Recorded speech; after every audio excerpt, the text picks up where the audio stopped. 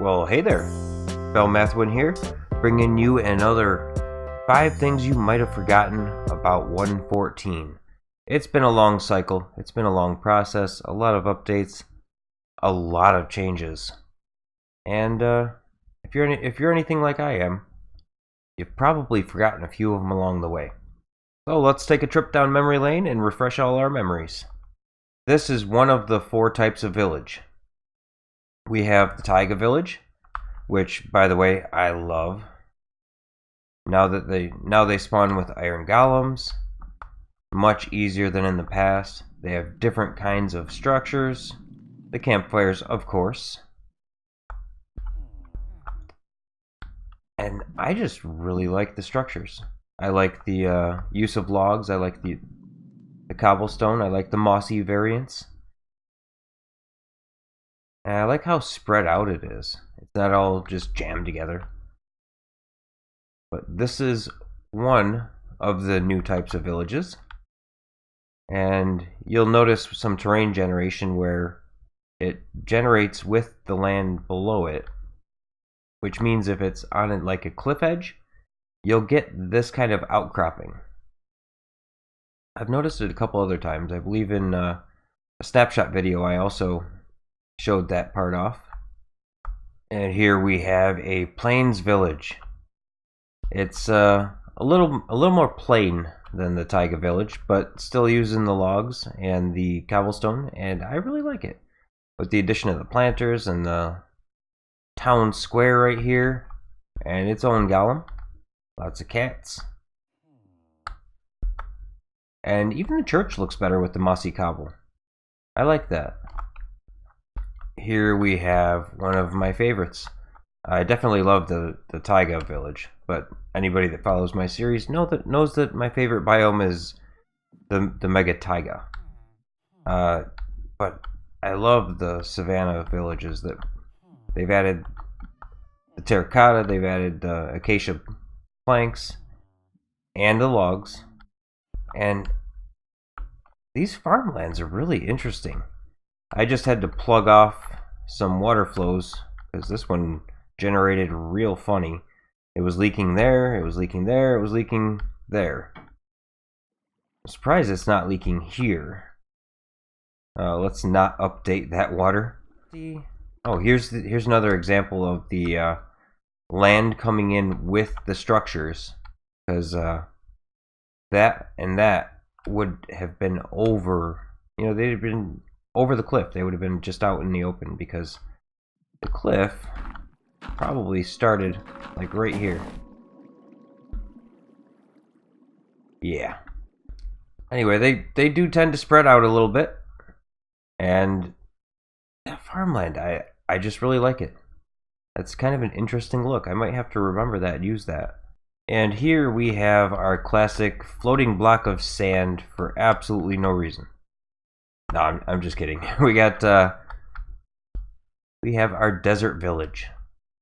Now, the use of just regular plain old terracotta, that definitely kind of makes sense. It seems to fit in really well. The pathways, I hadn't actually really noticed the pathways in the desert villages before. I don't know why I wasn't paying attention. Not so sure if I agree with the whole jungle wood doors. But, yeah, these buildings are interesting. They're nice.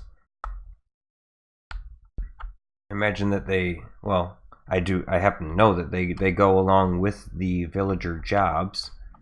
Alright, next we have good old campfire. These blocks are one of the most unique blocks that we currently have in Minecraft now. Let's go to the food tab. Now it works on all of the different kinds of meat. You can put up to 4 on top of it, and they will sit on there and smoke a little bit until they're done cooking, and then they'll pop off. And if I take and put a hay bale underneath the campfire, the smoke trail will go up quite a bit further than if I take it out. See, that's going quite a bit up there. And then I go ahead and take it out, and it's There, it's starting to die out like right there. Like half the height. And there's our freshly cooked meat. Hot off the grill. Gotta love that. Where are the next thing? Oh, by the way, these campfires, the only place I have seen them naturally spawn is in the taiga. And that's because it's not necessarily part of the Village and Pillage update. It's part of the community, like the community vote on which biome gets updated first. And the campfires, the foxes, and the berries were all part of that. So let's look at the berries. So they do deal a little bit of damage. And they also will slow your fall. You see at the end of that fall, I sunk slowly a little bit. Now you can plant as many of these as you want, which makes it an awesome decorating block. And it fills about 1 hunger haunch each. I'm not sure if they're going to make jams or anything like that. That would be really cool if they did. But just a refresher. Apparently they grow pretty fast.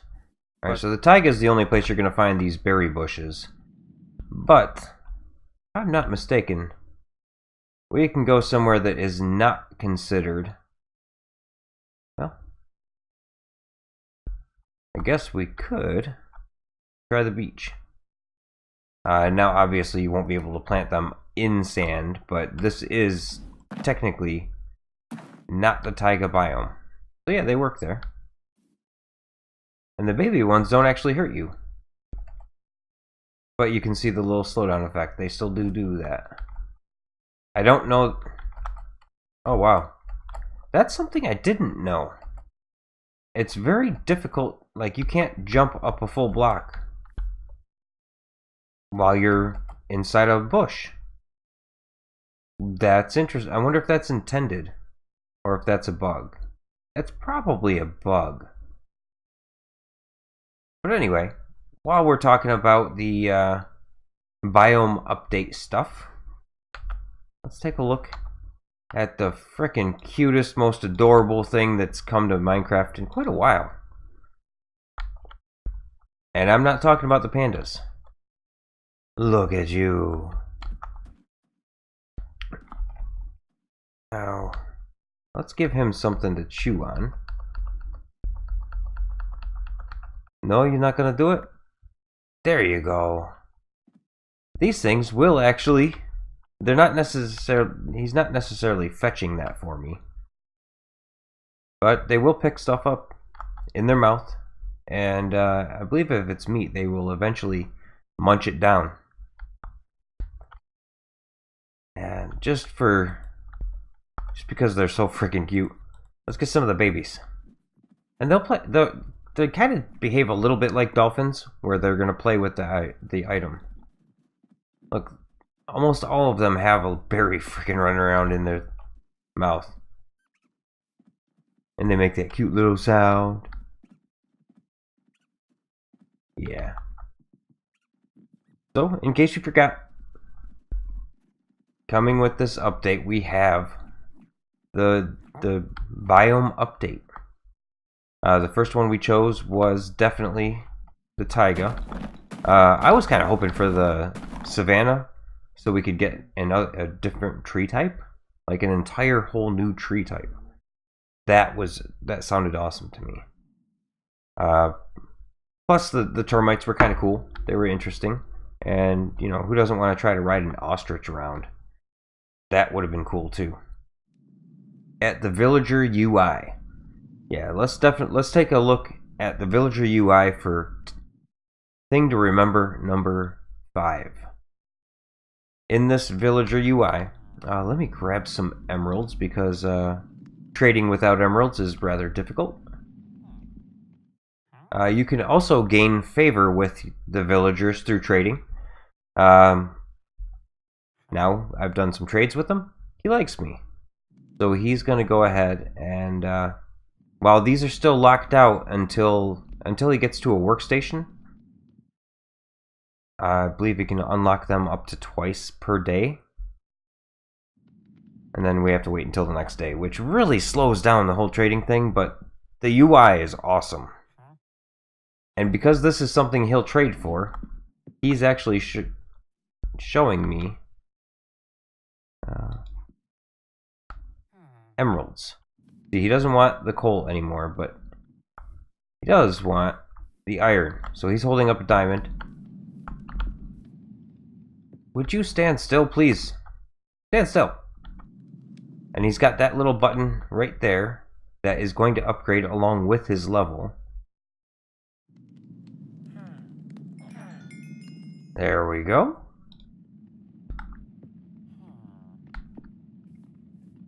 So he went up a level, and of course he's going to kill himself on that stupid bush. I didn't do it, man. I didn't do it. So his little button's upgraded. And let's see. Let's grab some bells. Because, why not? Wow, he'll actually take diamonds now? Why would you spend diamonds to get emeralds? That makes no sense. Alright, so that's also locked out. Are you upgraded all the way yet, sir? Stand still. Yes, so now he has an emerald little icon. What is he giving us? Protection 2, feather falling. Not bad overall. We get 2 of those. Huh. Okay, so now he's up to diamond tier, which is the top tier for his little icon there. And all of his trades are unlocked. Or at least available. Yes, and you want those, don't you? Alright, so he is completely bought out. And you'll only be able to do this twice a day. Which kinda sucks. But at least you do gain reputation with him, and you can get things cheaper. And overall, it's just kind of a nice, slower paced, but more inviting UI and system. So I guess on that happy note, I'm going to go with a... So if you liked what you saw, learned a thing or two, if you're getting hyped about 1.14, leave a like, leave a comment, hit subscribe, hit the little notification bell, and that's always appreciated. I really appreciate all the likes, comments, and everything else that I've been getting lately. And it's great to hear from you guys. Just lets me know that what I'm doing is the way I should be doing it. And just to let you guys know, I'm having a blast doing it. So I guess until next episode, I hope everyone has a great night.